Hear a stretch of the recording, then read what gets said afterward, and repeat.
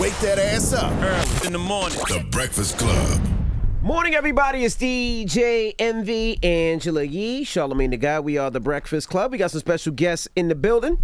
We have Vina Love. Welcome. Hey. And the legendary King Capri.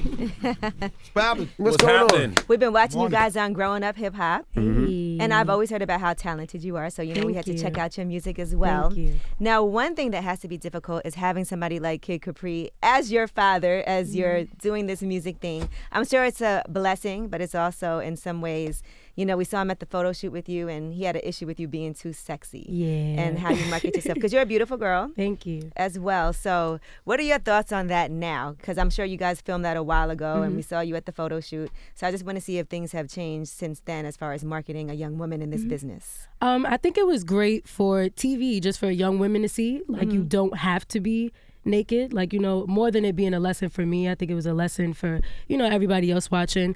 But we don't actually really have that issue. I don't like to be naked, I guess. So it's not really, it's not really like this huge issue. But I think it was great for TV, like a great lesson for other women to see. As a father, that would make me feel great if I heard my daughter say that. Absolutely. You know what I'm saying? I'm happy, man. Now, I was having a young woman in the industry, because you've been to the industry. You've seen the ups and downs. Not only have you grew up dealt in the with it, worst. You grew up in some You seen very it. hard I had times. Freaknik, so I feel Capri. like, there was no Me Too movement back then. No. You took it really all the way to Freaknik. You've been to 90s was Freaknik, all you've been Me to Too. Freaknik, Greek I Fest, had it Philly all. Greek. You've been there, Miami Beach. You've seen You it. seen the worst of the worst. You Snoop Dogg, bitches ain't shit but hoes and tricks era. That's right. Akinelli put it in your mouth. Yeah. Right, Capri. I'm just saying. Yeah. Well, she the good thing about it is that, it's my daughter, so I know how she is, but she showed me a lot. And with me being in the industry and knowing how things going, know how that in the circle that we're in, everybody has accessibility to do whatever they want to do. They could just, go out and be free and do things and get involved with situations that probably wouldn't be good for them, But what it is she showed me a lot, coming up and going to school and just the way she carried herself. And, I remember one time when we did Radio City Music Hall, it was me, Sierra, LL, and a couple other people. And I put her on stage with me, and the crowd went real crazy because she did this little dance routine. I didn't even know she was going to do it. She just did it. And crowd went nuts. And that was the first time I really got a chance to see the spark that she has for the talent. And then when she showed me that she could sing and how she carried herself and stuff like that, it all gelled together. And remember, at first, when she first started bringing the songs to us, I didn't really think that she was really good yet. I thought she was trying to do it. You didn't think she was good? I didn't think she was good yet. And I didn't want it to be a thing where I was trying to force my daughter on people because of who I was. I wanted to make sure that she was right, and have a long career, not just be here for the moment. So she showed me a lot, and that's why I knew that she was going to be able to handle what goes on in the industry. As she go along, she's going to see things. She's going to, it's life. Things are going to happen, but she'll be prepared to handle anything that comes her way. And I'm sure you didn't have a lot of hesitation because the industry's changed a lot, right? It has changed a lot. And, I get a lot of respect in the industry. So, I've never went through any kind of dramas or anything bad that way. I had to worry about her being in jeopardy or anybody saying anything crazy to her or, anything that have to do with me with backlash that has to do with her. So it was a beautiful thing that, I carried my career the way I have so that when she do her thing, she could see how I done it and she could place it to herself and do the same type of thing. Now, that's interesting because you even had an issue where you don't want to tell your dad if somebody says something crazy to you or talks crazy because you don't know how he might react. He'll go crazy. Now, there's a scene with Little Mama's dad and with you and Medina. Was your Lil Aunt Mama's dad the Medina. one that pulled the gun on me? Yes. Okay. What? He's Put a on gun there. on you? It was for Charlamagne, though. It was for Charlamagne. It wasn't for And me. according It was for to Charlamagne. Medina, he did threaten to, I don't know. I saw her say that somewhere on social media that he threatened to shoot her. Also, now, how did you feel? Because I know you didn't want to tell your dad that he was yelling at you guys close in your face. I mean, okay, well, I looked at it in different ways before I hey dad, he did X, Y, and Z. Like, I looked at it like, okay, if it was my dad and we were at an event and one of my friends were here and it looked like they was getting attacked, I feel like my dad, he wouldn't have reacted like that, but he would have reacted. Like, he'd have had some kind of reaction. Now, I do feel like Mama's dad reacted a little crazy because you're talking to two women as if you don't have a daughter. But I feel like if I just call my dad while I'm frantic, it's just gonna make the situation way worse than what it really is. So if I could calm down and then explain to him thoroughly what was going on, or even if we just spoke about it in a different setting, it would make it an easier situation to diffuse. But if I would have just been like, Dad, he said X, Y, and Z, and it would have got drawn out, and it would have been worse than what it actually, like, really How was. did you feel Now, when I seen seen it, I reached out to him. Mad. I did reach out to him, like, Lil Mama's dad. Yeah, I reached out to my little mama's dad, and we spoke, and before I even got a chance to really say something, he said, "Okay, you know what? I apologize." He was like, "I didn't even know Vina was right there. I was just focused on what I was focused on. I just seen, how I felt with Vina, and I just went on that. And even when Vina was saying things to me, I didn't even say nothing to her back. I was going to say to her that it has nothing to do with her, but even that was too much for me to say to her. So I just didn't say anything to her. So I respected that, because if he had any kind of larceny in his heart, he wouldn't even have said that. It would have just been another whole other thing. He just wanted to protect his daughter. I mean, even the situation with the I think he was doing construction one time, and I happened to pull up on his block, and he seen me over there, and he walked to my car, and he put something in his pocket to make sure he was protected. And he had a conversation. He was mad at Charlamagne for making Lil Mama cry a couple of years ago. I didn't make Lil Mama cry. But that was what he was mad about. He was mad about the situation when Lil Mama was up here and she was tearing, and he wanted to have a conversation with Charlamagne, and he was protective of his daughter, like we all are his father. So I got it and understood it, Now let me ask you, now is it difficult having a father in the industry, always making sure that, always in the studio, always on your album covers, what I mean?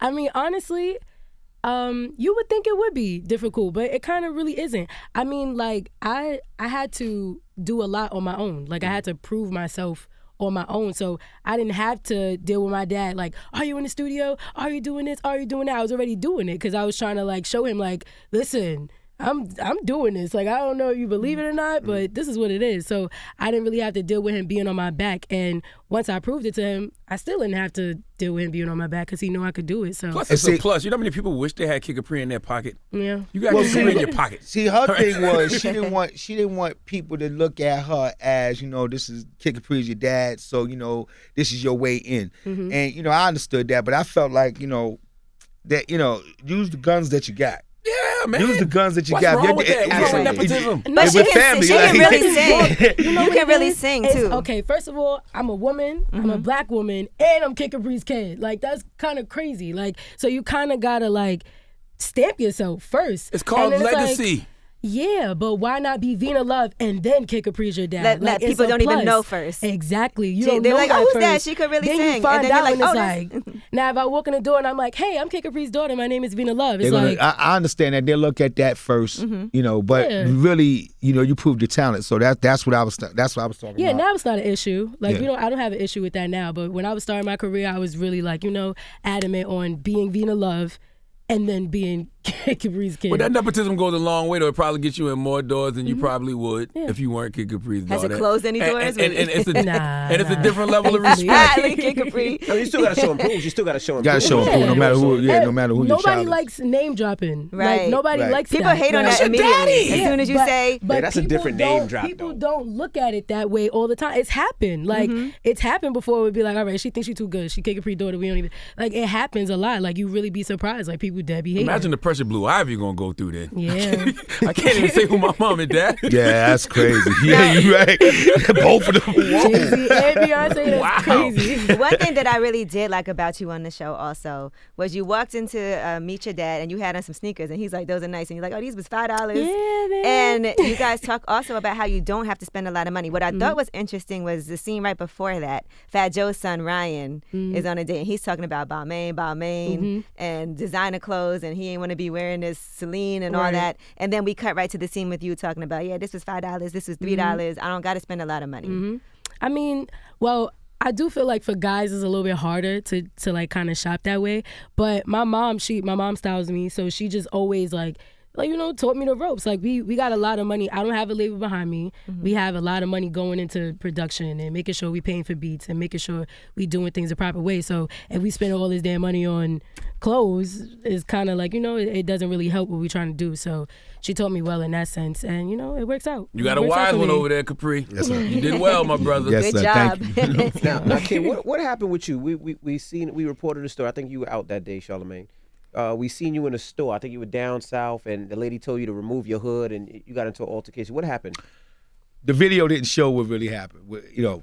And had I thought about it, I probably wouldn't have posted the video because I like being a spectacle in that way. but I felt so violated, man. I came in the store with my partners, and I had a hoodie on. Jim had a hoodie on. The driver, he was good. Another one was good. It was 4 of us, and then there was somebody else in the store. So when I walked in the store, there was already a clerk behind the counter, and he never said nothing about a hoodie. I was there for 5 minutes, walking around the store, buying cashews and water and walking around.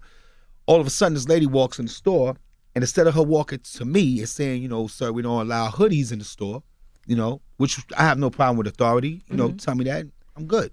She goes behind the counter, and she yells it from across the store. So now I become the spectacle. Everybody's looking at me. So I felt like where I was at with the history that Alabama has had and the way she said it, the face she had on, and the situation, I just felt like it was racist. I felt like it was, and I'm not saying that the lady was racist. It felt the way it felt. So, and when I tried to get her to apologize, she didn't want to apologize. She just kept moving and getting on the phone and doing. That's when I turned the camera on to say, you know what? I'm in Alabama. I'm not from here. Let me turn this camera on so this way everybody can see what's going on in case anything goes a different way. And that's what happened. But I didn't want anybody to go and bother the lady. I didn't want nobody to go and to not go to the store or anything. I just wanted an apology. Did they bother the lady and not go to the store? On the net, they kind of got at her. You know what I'm saying? They got at me too. They got at me too because the way the video was sent, from how the video went out, it didn't show everything, so people was misguided of how it really went, which I understand. And that's what I'm saying. Like, even if the whole story was there, if I'd have thought twice about it, I probably wouldn't have posted it because, like I said, I don't like that type of noise. But I thought it was important to see. Because this is the type of thing that goes on down there a lot. They talk down on people and they speak to you in the kind of way where, you're less than. I'm a grown-ass man. You can walk up to me and speak to me like a grown-ass man. That's why you rocking the Humanize My Hoodie shirt? Exactly. All well, right. And it's not to pressure the situation, but it's to let you know that because I have a hoodie on, does that make any difference? You don't know I could probably buy your store. Mm-hmm. You know what I'm saying? You don't know what I can do. You don't know that I take care of children with my foundation all over the country. You don't know that I do good things for people in the neighborhood and in the community besides me being who I am on stage and stuff like that. I dedicate my time to a lot of different things that don't even make social media that people don't even know about. Mm-hmm. So to be treated like that is like, who are you? How dare you? Yeah, that's the South. I remember I was in West Virginia one time and it was freezing. So I was dressed like them. And that's another thing. Yeah. It was freezing cold that day. And she said there's a sign on the door. There was 11 signs on the door. And nobody's going to walk up to a ghetto gas station, right? Which I'm not trying to disrespect his business or nothing like that, but nobody's going to walk up to a hood gas station, I should say, and read all these signs that's on this door pasted. Nobody's going to do that. And like I said, if it was a real issue, the first clerk that was there would have said, you got to take your hoodie off. We don't allow hoodies. He never said nothing. It is how you speak to people too. Like she could have came, hey sir, was there's a sign outside. issue. There's no hoodies, so if you don't mind. That was the only issue. And at the time, Did you speak to the owner? Did he reach out? The owner by the chance? No, nobody reached out. Mm-hmm. But at the time, what was going on? There was a young girl. I don't know her name. She was missing. She was missing from another gas station. Somebody had kidnapped her, and they found her dead. So in the middle of that, this was going on. But I didn't know that. I'm not from Alabama. I'm coming from New York. I'm coming from the airport straight to the store. I didn't even get in my hotel yet. So it was like I didn't know what was going on. But even with that going on, there still was a way to handle it. And they be scared. They be in there because they think he gonna rob me in there with the hoodie on. Yeah, but I'm a grown man. You can see me. Like come on. Somebody's coming and rob somebody with a hoodie on. They got a certain kind of move that they have. They look a certain kind of way. Come on, man. I carry myself as a grown man. Because I have a hoodie on, you're going to judge me? Like, at the end of the day, this is how Trayvon died. That's real. This is how Trayvon died. He was judged over a hoodie. I had a white dude in West Virginia. He's dead now, my homeboy Shane. I had the skull cap on that had the holes in it. Mm-hmm. And so I had it down over my face, freezing, right? Mm-hmm. And Shane goes, do not go in that store with that on. He said verbatim. He said, you a nigga in West Virginia, they'll shoot you dead. That's crazy. Now look, imagine the people that are going to sit and have a barbecue in the park and get harassed for that. Walking in a building to go to their apartment and get harassed for that. Be in your apartment, open the door and get shot while you in your apartment. Mm-hmm. Like, look at all these things. So it's not about what your clothing is. It's about your mindset. It's about how you see life, how you see things, and where you trying to go with it. If you walk around this earth and you're racist and you have that larceny in your heart, then that's you. Period. It has nothing to do with what somebody has on. That's just the way you look at people. The scariest thing is that racism is taught. Nobody's born with that. Nobody's born a hater. Yeah. You got to be taught that. Like, you have to be taught to hate something or somebody. So for people to know that there's even people who walk around and live that life of, like, if I see somebody that's dark skinned, it's a problem. I'm turning up. Like, that's whack. Like, and in all fairness, too, the lady that at the store, from what I heard, all right, she has black children. Really? She had a black husband who passed away. This is what I heard. I don't know if it's true, but this is what was out there. That she has a black husband and she has black children. But the way she came at me, you would never know that. Right. Oh, we don't know. He might have dogged her out, so she might hate niggas from here on out. I hope not. Well, not her kids. I would hope she doesn't hate her children. Hate black men after what the experience she But went through. like I said, I want y'all to keep going to the store, keep supporting it. You know what I'm saying? Don't harass that lady for no reason at all. You know what I'm saying? Like, that's not what this was even about. This was about just, we got to live together, man. And that's the bottom line. We ain't got to deal with each other, but we got to live with each other. So, and just respect everybody. Everybody deserves respect. And speak, like the way you speak to people and your approach matters so much, Absolutely. too. You can actually get whatever you need to get done. If I look at people and I don't understand, like, what's wrong with just being cool? Why is Facts. everybody so mad? Like, why? Like, I see... come on, we in the hood, we in the street, we in rap, we in music, we in hip hop, and I know it's gangster rap and all the different things, but I don't like a dude that walks around like that all day. All day you a little rapper, all day that's you, all day that's what you do. You ain't even a regular person. Like, and this is your person. You mad, right. you upset, and you waiting for somebody to and, say something so you can go off. You ready? Like, I don't understand what's wrong with being cool. How much blame should hip hop get for that? A lot. You think about it, in the 90s, that was the how about some hardcore era. Everybody wanted to be tough and hard. But it's different than before, though, because before it was about you. If that's what your image was, okay. For instance, let's say Wu-Tang. That's who they were. That they are proud of their community. So that's their energy. That's their vibe. But they not walking around starting problems. Not at all. For no reason. It's a new day and age. Everybody got something to prove. You got Instagram. You got stuff like that. So if you think you gangster, you got to prove that. So you just coming off nasty to people for no reason, and then come to find out you're not even really like that. I look at real gangsters as men who, like, they respect women and they respect their community. Exactly. And then when things get a certain way, real gangsters move in silence and they handle stuff. It's about protecting, not about starting stuff and causing problems for no reason. That's more like being a punk. You want to help your community more than anything. Like, I think now also, like I said earlier, it's too much accessibility. Everything is, people could just do whatever right now. It's not like things are becoming unspecial. You used to have to get permission to do certain things, like to move a certain way. Certain things were forbidden. Like 20 years ago, you could do something and nobody would know but the people that was there. Right. Right now, you could do something and there's a camera everywhere, and everybody want to get it on camera. First to post it. They want to get the and that camera, that instant gratification of getting likes and getting that reciprocation. Sometimes you get caught up in that. You get caught up in the camera. You get caught up in that attention. And you really lose what you really are. You put something out there that's a stain, and it's there forever. You could erase it, you could try to say it, but it's a stain because that's what you really feel like when you put that perception out there. And at the end of the day, that we have to be careful. Like when we was doing growing up hip hop, I was telling her and Medina, and another thing. Let me say about Medina. Medina's a good person. Medina's a good girl. It's like my sister, right? The way they made her look on the show. I was going to ask you about that. Yeah, the way they made her look on the show and the way she kind of put herself out there. It looks like she was bullying up on the kids. Like Charlie Baltimore like on Sienna and all of that. Right, but you have to understand something. It's a TV show, so it has to be some kind of interest to it. You wouldn't watch it if it was all, I wanted to ask you that, too, because from the era that you're in and what we're discussing now, going and doing a reality show, how was that for you, that process? Because I can't imagine certain things you might have seen afterward and not been okay with, or they might have wanted you to do certain things. Well, I told them when I got there, I said, if I wanted to be in a drama show, I would be on that. I'm not going to say the name of the show, but if I wanted to be on that, I would be on that. I said, I didn't really want to do the show. I was doing it because of my daughter. It was a good platform for her, and I wanted to support her. But I also told them I don't want her or myself in no kind of unnecessary things. You know what I'm saying? I understand that there's going to be some kind of drama somewhere. That's good for TV, but don't have us in nothing that's going to compromise what we're trying to do. That's interesting because, Vina, I noticed that you weren't involved in there's a lot of drama on the show.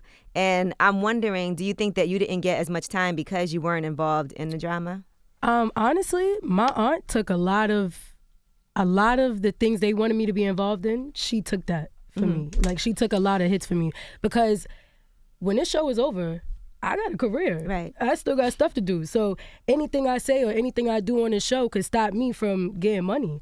Y'all don't I love y'all to death. We are amazing castmates. We probably gonna be friends for life, but y'all don't have any real relevance to my everyday life. So for me to get on TV and fight with y'all, it's kind of like really pointless. And that's what my thing was. I wanted her to be seen in a certain kind of way. I mean, you know, she's not perfect. Nobody's perfect. We all human, but with all the crazy stuff going on right now, man, somebody got to be able to balance it down and say, yo, you know what?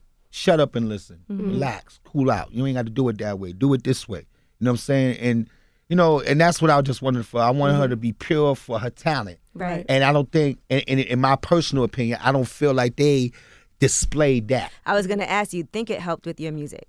I think it helped with not my music, but my image. Visibility for you as a person. Because you really didn't get to hear much. You didn't really get to see much, but it did make everybody like gravitate towards my Instagram and like they showed a clip of my video. So people went and watched the video. But you didn't really get to see much. And at first I was a little frustrated, but I was kind of okay with it because the more I wasn't seen, the more I wasn't in the drama. Like you said, like I wasn't, when everything blew up on Instagram, I ain't have nothing to say because I wasn't a part of it. Like, so it kind of worked out in a sense. And I still got paid. It seemed like they tried to pair you up with Ryan too, with Fat Joe's like, son. You know, and the people who the people who been following me for so long, and the people who like, you know me, even if you just have a conversation with me, you know my vibe. You could tell let me ask if you I'm a date Kid, you just this person about, or not. So y'all both talked about clout chasing and people doing things and not really being that. We talked about Wu-Tang. You know a bunch of crazy artists. Tekashi 6ix9ine. He's supposed to be released this week. If he is released, how do you think the industry should treat him? You want to know so crazy? He could probably put out a song and it still be a hit. That's yes, the sad of course, because these kids and don't I feel care. Like most likely it's a different time right now. I'm gonna be very honest with you, man. Look, coming up, you know, I like to consider myself Mr. Every Ever, Charlamagne. So I'm doing a movie called that. But in the ever of us coming up, right, there was just certain things you just did not do. One is telling somebody to suck my. That right there will get your face lifted off of your body. My daddy used to always say, if somebody tell you suck your dick, be ready to die or kill. They ready to take your face off. So that was one thing that I think is a little bit. You off, Dad. In the show, that's why I reacted the way that I did. Because I come from that. I was raised. Look who I was raised by. I'm from Harlem, so that right there is like immediately. Whether you was talking to me or not, you was talking to my aunt. You was talking to my family. She's an adult. I'm closer to your age. If anybody going to deal with you, who would it be? Me. And I think it's just a little spread out. It's in battle rap. It's on the net. I think people that's inviting somebody to, you know, a situation. You invite. It's like there's other things to say. So I just think that's a little bit too crazy. But then when you on the Tekashi thing. You know, if you're in a lifestyle, look, I used to be in the SMS club. The biggest drug dealers, the biggest street people that will kill you in an instant. I'm right there, watching these dudes, looking at them, cool, pounding them up. They loving me because I wasn't into what they did. Right. You know what I'm saying? I had my lane and did what I did, but I'm right there watching it. And one thing you didn't do, if you were part of that life, if you get associated into that kind of lifestyle, you can't say nothing. But also, if you, a crew or anybody that's putting somebody in something that don't know no better, right? What do you expect to happen? That's what I said. What do you expect? How you expect it to go? This is a young kid, and no matter what the persona is, the boy is scared. Boy ain't up in that jail like everything is gravy. He didn't come up like that. He didn't come up like that. Yeah, He got caught up into a persona And they said, yo, go with it. I also feel like Yeah, as the he got moneymaker, money. they're supposed to Yeah. protect you and not have you involved. But it's coming from street. It's coming from It's the street street. life. Yeah, so it's it's on the not, street. It's So- not like he was this person and it was like, okay, let's make him an artist. It was like, nah, let's turn him into a street dude and then put him in a game. An And now image. he getting money. So he like, all right, I'm with it. I agree Right. with And everything now that y'all look, saying, but why y'all act like street niggas don't be ratting? Nah, Street niggas we be not the saying biggest that. rats. These I'm not gangsters saying be that. the biggest rats. It's true. Guys that grew up and killed Yeah. people about that life and everything. So it don't matter if he wasn't But we're about trying that to say life. they don't expect that from him. You don't expect him to be that solid. I'm not going to tell on nobody. I would never listen when all that happened. The first thing you think is he's going to tell. That's not even really what he's like. Exactly. No, So how should the industry take him when he comes home? Should the industry? Should the Breakfast should Club the interview him? DJs Y'all play should his records, definitely should the interview clubs him. play That's his records? breaking Should like hell. people You interview him because Well, let me does ask you a it seem question. like you're rewarding him for the behavior? Let me ask you a question. Do you play R. Kelly records? No. Oh, in the club I do sometimes, but not on the radio. I don't. Oh, Okay. When Michael Jackson was going through what he was going through, when they put the documentary out, you played Michael He Jackson. was not record? found guilty. Okay, so let me say this. Music is music, Correct. right? Music is dope, it's dope. It is what it is. Now, depending on what a person does, if you choose to support that person for what they do, that's on you. 6ix9ine never did nothing to me. I'm not in the street. I'm not a drug dealer. I don't kill people. I don't shoot at people. I don't do none of that. I don't talk about shooting people. I don't do none of that stuff. So it don't matter to me. You know what I'm saying? But to somebody else that's living that life or come from a gang type of life or that's in the street like that, they might see it totally different. They might look at me and say, kid, you crazy. But I don't see that. So I don't really get it. So, and now with the way things are going on right now, a lot of kids are accepting a lot of things that we wouldn't accept. Not to cut you off. I hear everything that you say. My fear is a kid will say, you know what? I seen what he did to get on. I want to do the same thing. I'm gonna say the whole thing. I'm gonna throw up signs. I'm gonna be a gang member. And if anything ever happens, I'm gonna snitch just like 6ix9ine, and they still gonna love me. Well, I just don't want to empower the dysfunction because I feel like the label is making so much money off the dysfunction. They was making money off the dysfunction before he went in, and they're making money off the dysfunction now. Yeah, So I would like to see that brother come home and figure out what Daniel Hernandez's life is going to be like before he gets back in his 6ix9ine character. yeah. And I don't think when he come back, he'll get in the 6ix9ine character. Yeah, I don't we don't think know that. he'll come back with the colorful hair or I don't think so. I don't think so right That'd be away. interesting. But if it doesn't work out, if people are not accepting to this new quote unquote 6ix9ine, He got to You know, sell records. he This gotta guy sell got records. 24/7 He gotta security. pay bills. He gotta 365 pay days a security year. bills. you just can't 24/7. predict the future, though. You don't You're know right. what's going All to you gotta happen. do, It could go look at either his- way. Look at his Instagram. He got more followers than he had before he went to jail. oh, they still streaming his music though. Yeah, so Still streaming he could literally come home the same person and do the same thing, and it will literally work out. And to answer your question, should you interview him? Absolutely. Now, what And if he wanted to get on the first single with you? He was like, get on the hook. Absolutely not. No. We're not about to go do a show together, and I'm getting shot at because of you. We're not doing that. Okay, so for safety purposes, Yeah, no. no, we're not gonna do that. But I mean, at the end of the day, you know, everybody has a choice in life. You say what you say because you thought about it and you said it. You did what you did to yourself. So at the end of the day, although he messed things up, I wish him the best and I hope the best for him. But Yeah, I wish you the know, best for him. at the I end wish of the the best day, for him. everybody got their own way of doing And things. like I said, I don't really blame him too much because again, he's a young kid. He don't know. A lot of this thing, you gotta remember, he blew up in a year. He blew all this crazy success Right. he had was in a year. Scary. A person his age don't know how to accept that, don't know how to take that in. They just going by what He's not used to the their family attention. is We From saw that. from We Brooklyn. saw what He that made was some doing. bad decisions. Even though you says you can't predict the future, you really can because there's no ideas original, nothing new under the sun. You could see what 6ix9ine was doing and knew that it was going to end up exactly where it Yeah, is. that- Yeah, we He's know an that adapter. absolutely. I said that But to him. calling hits, when he like, first he came out, I was like, adapted it's to not that. gonna but last. here's my He not thing. gonna last. I If did. if I'm a record company and this is my artist and I see how much bread I'm getting, I'ma say, yo, you know what? Keep going. We might need to chill a little bit. Let's kind of do this a little different. Could last longer. We get a little bit more bread. Right. Stay out of jail and stay out of their Word, face. for real. That's how I would think. That's what makes that's the only part that don't make understand. You know, I feel like he was trying to separate himself, though, but it was too late. Yeah, And that's really what it was. Well, 'cause even if a I- lot of even- things happen. Even if I was shoddy, even if I was shy, I would have just said, you know what? Let me just chill this out. Right. Let me cool this It might out. have Let me been too not late, add though. fire to the flame. Let me get this. This is business. We getting this bread. Let's get this bread. You know what I'm I saying? remember everything went left after he posted that video. Like,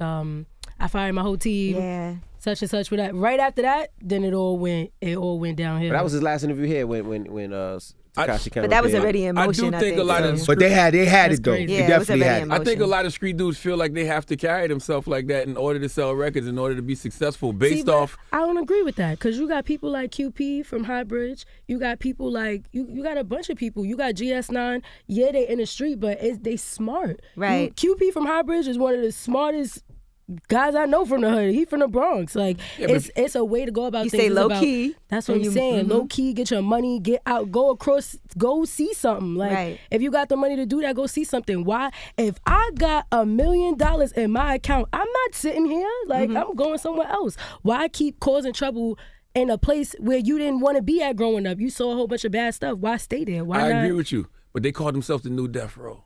So basically, they called themselves the new Death Row. They felt like they had to That's do bad what Death Row vibes. was doing back in the day. That's bad. Yeah, but vibes. see, here's the problem with that. Look how that turned out. Absolutely. Exactly. Look how Absolutely. and Death Row was the top of the heap. Like the money they were making, there would be nothing. But look I at would do Suge. to blemish that. And, But and it was a 3-year run. That's why I say I don't know why you would call yourself that, knowing how it ended. You know what I mean? Yeah, and that's And what look I'm at saying. how many Like, people got lost. How many people we lost from being in Death Row? Tupac alone. That's crazy. Like that's a bad loss. So to be a part of something like that and not really know where anything is coming from in any direction, that's kind of crazy to want to get yourself involved in. Where you got all this money, all this luxury. Why not do better for yourself? You're right. Why not? I understand nuance, right? You could say you're the new Death Row, but say we the new Death Row because of the way our music sounds, because of how we got the clubs rocking and radio going. Take that aspect of it. yeah. Now, Vina, I want to get back to you. And so let's talk about this love story with you and Ryan. So was that something that you potentially even considered? And Ryan is Fat Joe's son. Absolutely not. It was not. It was never a thing. It was never, and it wasn't because I didn't know Ryan like that. I knew Fat Joe for years, and this was like my first time meeting Ryan, and we were cool. Whenever I saw him, it was like, yo, that's the bro. Like he hang out with my little brother. He hangs with my little cousin. I call him my little brother, which is Medina's son. He hangs out with Medina, so it was bro vibes all the time. He never even gave me the vibe that he liked me. So when I seen it on TV and I saw the edits, I was like, oh, this is kind of crazy. Like this is different. So, and the crazy thing is that I was always opposed to doing reality TV. Like I always said it. Like I got interviews where I was like, I would never do reality TV. Like I don't like this, I don't like that. They're not about to match me to no man. Like we're not doing it. And then the reason why I said okay to doing grown up hip hop was because one, it was with my dad. Two, it was pitched as a family show. So in my mind, if it's a family show, certain things aren't gonna occur. Like we're not gonna have to go through the things that would happen on other reality TV. You get what I'm saying? So I was okay with doing it. But then when I seen it, I was like, yeah, this is pretty much we had talks. what like, everything are else we going is. back? Yeah, so you know, what's we the had, plan? Yeah, we had big talks. We had a big meeting with them. I told them my concerns and how I felt about certain things that I didn't really appreciate. You know, and if we decide to come back, because we still haven't decided yet, if we decide to come back, things got to be done a little different. You know, and you know, it's about what I want to do is show how hard she works, what she does. Like it ain't about just singing. It's about see. That's the thing. When we do parties, every time you get on that airplane and you go and you going to get on the plane to go play for people that you don't even know, a whole room full of people that you don't even know. You got to satisfy all these people at one time, and hopefully you leave without people saying you wasn't good. Right. You know what I'm saying? Especially now with the internet, anytime they could just put it up there, it was terrible. Now your money is gone. Right. You know what I'm saying? So I forgot what my point was, but You were talking about the talks you had about whether or not you were coming back. right. So that's what I'm saying. Like the perception's got to be right. So if they're going to do the right thing on the next one and make sure that her talent is displayed and you see all of that, that's what I want to do. I want to show that. I know there's going to be a couple of things that you're going to have to go through, and you know, but I want to show how hard she works, what she does. You know, even me and her arguing, if we have to, you know, show that part, whatever it is. And that's why I felt like the drama should have been in the family. It, between me and her and the family, and if there was drama with her and Medina, that was dope. I didn't want her arguing with Flavor Flav's daughter. Right. Yeah. You know what I'm I saying? can see that. That was a whole storyline with Yeah. young dirty bastard dating Flavor Flav's daughter, who was his cousin, and it's like, what's going on? Well, we are old in hip hop, bro. To each his Jesus own. Christ. Like everybody got It's a beautiful thing. A lot of years passed. To each his own. Everybody got their own way of doing things, but I couldn't imagine getting on TV and talk about my dad doing this bad. And when I was growing up, he didn't do this and he didn't do that. And I couldn't imagine doing that to my family. My loyalty is everything. So for me to go on TV and I say one little thing that my dad did wrong, now the whole world, oh, Kid Capri is this. He worked too hard for that. Like, how dare I? Like, you get what I'm saying? So at the end of the day, I love Cushy to death. Like, we're cool. We don't got no problems. But I couldn't have done it that way. Like, you get what I'm saying? So not being shown that much, I was okay with it because that mean I didn't have to do certain things, and that's just what it is. Can you launch a career from growing up hip hop, you think? Can I launch it? Yeah. I'm be honest with you, Charlamagne. I feel like I kind of launched it a little bit already. I feel like, growing up hip hop is just like, that little extra push.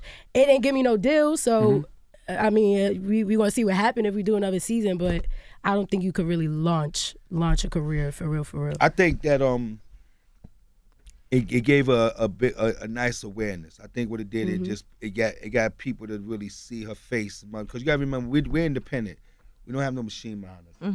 You know what I'm saying? So when you don't have a machine behind you, you got to do things the way you could do it. You try to get as much support as you can. I'm a person that don't like to beg anybody for support. Right. If you support it because you like it, that's love. You know what I'm saying? And the same as a return. But it's a little harder to do it the way we doing it, But with her being on the television show, it brought awareness to her. They can go back and see how music is. Yeah. Like her song Air. I didn't think Air got the recognition that it should have. It was her way in. People, it gave her attention. Snoop came and got on the remix. Ted Smooth did the remix. It was a dope record. It was an incredible record. But I just don't think it got the airplay it should have got. I don't think it got the attention it should have got. And the same thing with Drip, the new Drip joint. I just remixed the new Drip, her Drip record.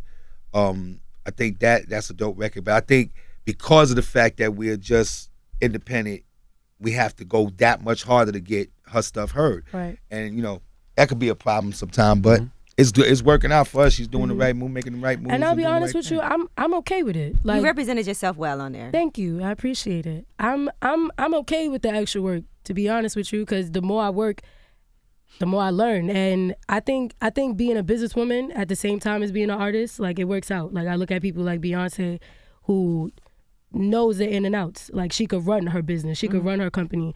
And if I take the shortcut, then there's certain things I'm gonna miss, certain things I might not learn, might get effed over a couple times, so I feel like if I just, take the long route, all right, it'll be all right. And that's how I feel. I feel the same way. I feel like if she worked for it, even if she failed, it's dope. We gotta remember, we live in a time there's no artist development. Anybody could take a song, make a song, put the song out, press send, and it's out. Right. They ain't know nothing about struggling. They ain't know nothing about getting doors closed on their face. They ain't know nothing about any of this stuff.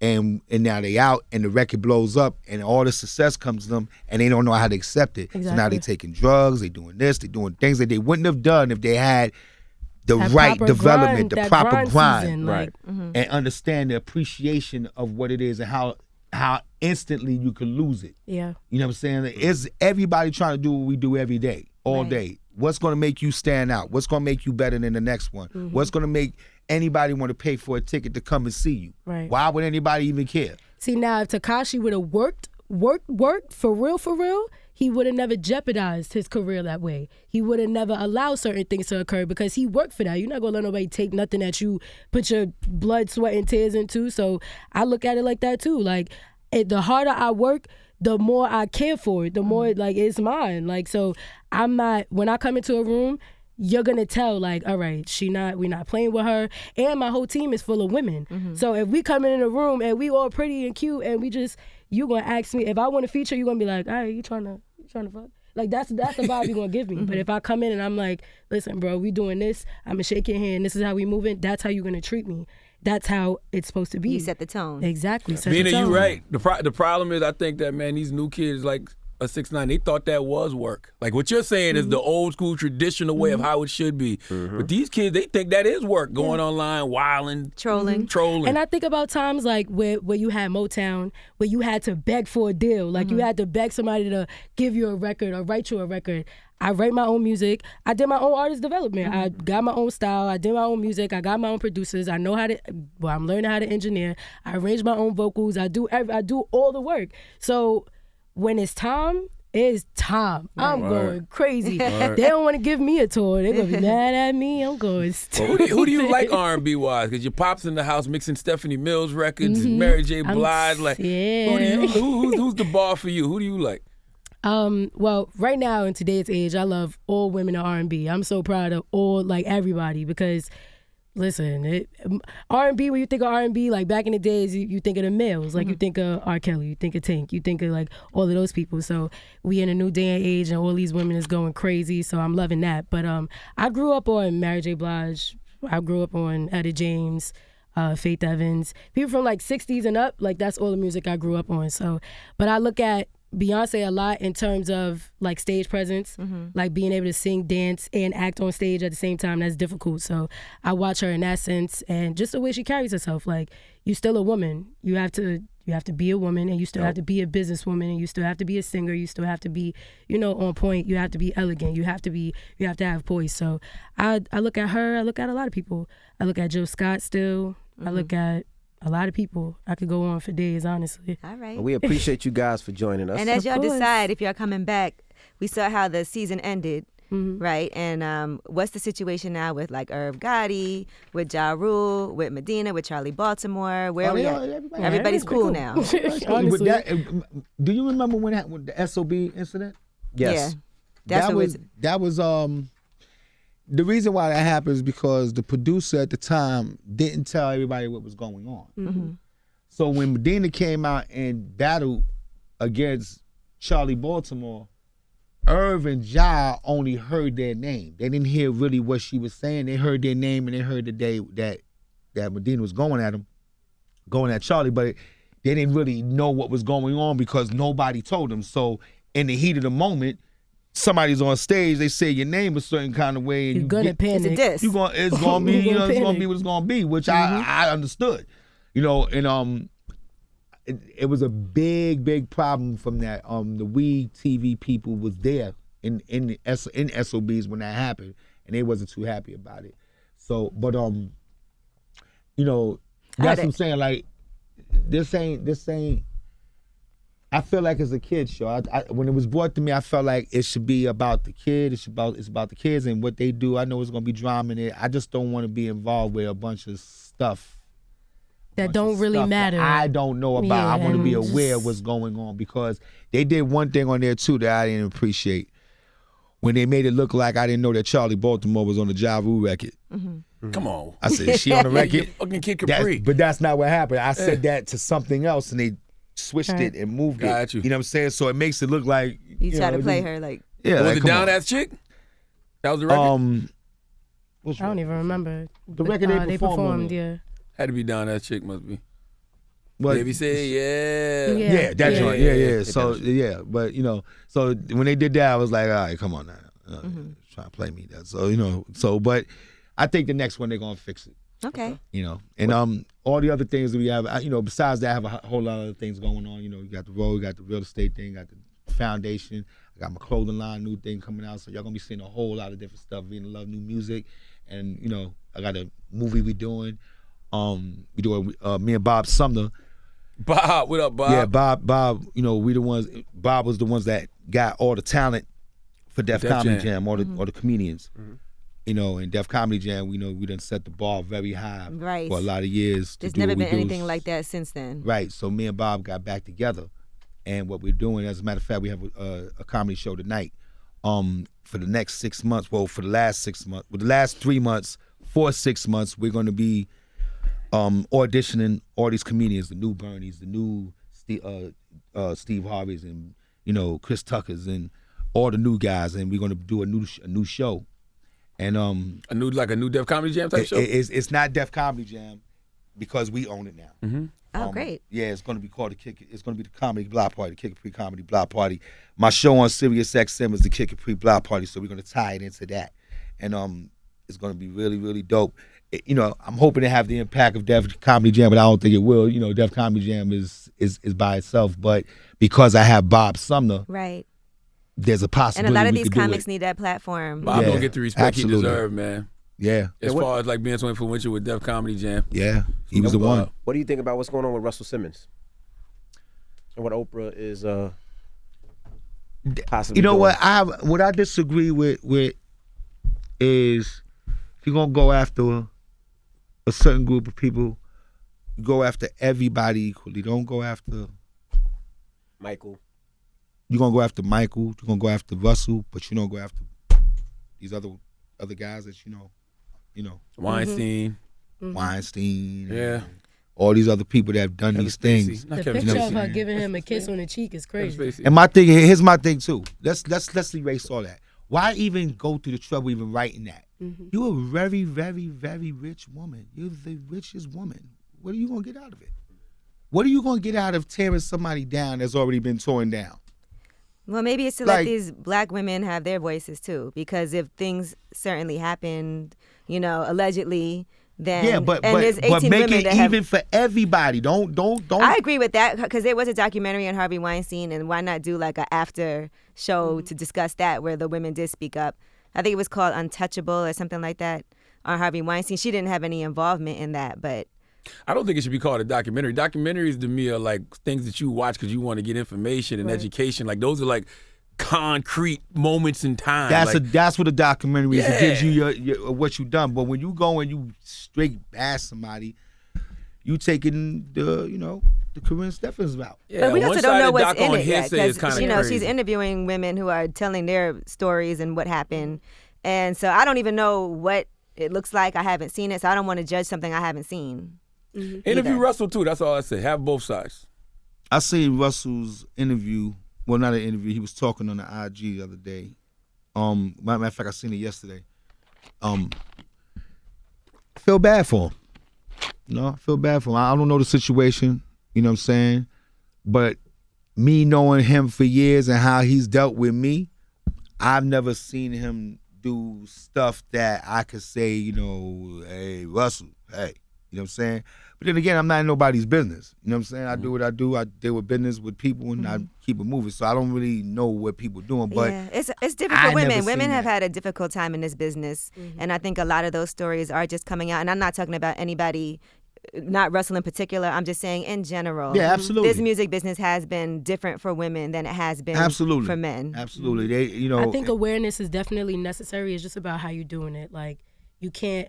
Like, okay, the R. Kelly thing, I couldn't bear to watch it. Mm-hmm. Not even because I love R. Kelly, and it wasn't even that. It was just it was so graphically it was just really crazy, and it was okay, you have to basically just be all right, forget his career. We just gonna put it all out there, and it's sad to see, but it's you gotta say something. You have to let people know what was going on, and these women probably these women are traumatized for the rest of their lives. Right. So it's sad to see a lot of these artists who did these wrong things, if they did them or not, allegedly.